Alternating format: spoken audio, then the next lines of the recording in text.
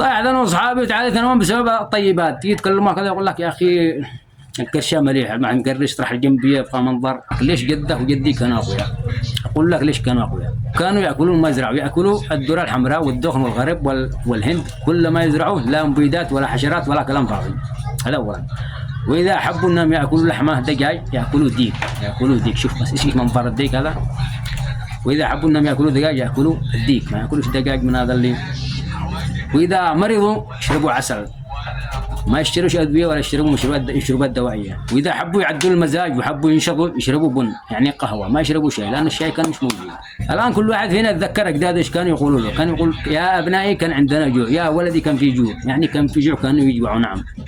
تجد جده يقول لك يا ابني انتم بديتم على شبع، يعني بطاطس والبسكويتات والعصائر معلبه وكل شيء. ايامكم لا يوجد اي شيء غير اللقمه، غير اللقمه فقط. يعني ياكل لقمه ويقيس عليها لليوم الثاني. ايش قال العوضي؟ قال يا تعيش جائع وقوي يا تعيش شابع وتقول الحقوني. يعني معناها الاكل اللي تاكله كله المعلبات والحاجات المصانع هذه كامل يعني تسبب لك امراض في المستقبل. وربما انت الان صاحي ما فيش اي مرض، بس مرور الوقت وانت تكرر هذه الاغذيه كل يوم كل يوم يؤدي الى امراض. صب القولون، كل انا الاول قولون 5 سنوات وانا اعاني من القولون وغيري بالالاف. ايام اجدادنا ما كناش نحصل واحد مكرش.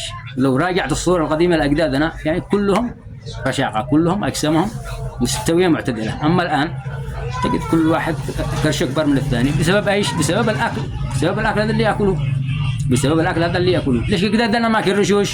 ما عندهمش كرشه؟ لان اكلهم كان كله صحي. الجوع لو كان الجوع يضر ما جاء نبينا محمد صلى الله عليه وسلم. يقول لك 3 أهلة لم يذوقوا الطعام لم يوقدوا في بيتهم نارا. هذه عائشة تقول 3 أهلة يعني 3 أشهر لم يوقدوا نار، معناتها لم يخبزوا ولم يطبخوا على الماء والتمر فقط.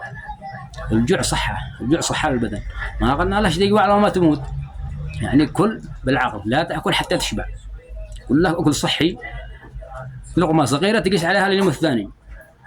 أما تمليها والساعة الثانية وأنت بالحمام، ويعني تدخل الحمام باليوم 4 مرات عشان كرشك دائما تبقى كبيرة. البعض يسخر، البعض يستحي إذا قال له واحد يوقف زحفت. يا ابني النحافة والزحف هذا اللي يقول لك زحفت وضعفت هذا من أجل صحتك أنك تبقى زاحف، لما يعني خف وزنك صح جسمك.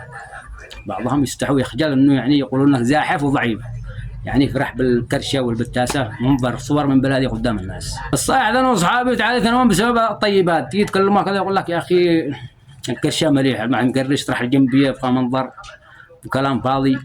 والله تعالى يتناوم هذا يقول انا.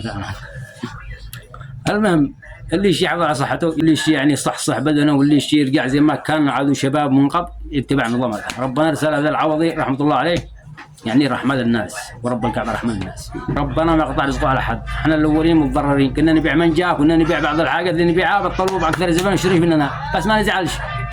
اتبعوا نظام الرجال هذا وربنا يفتح عليهم كل واحد يرزقه على الله.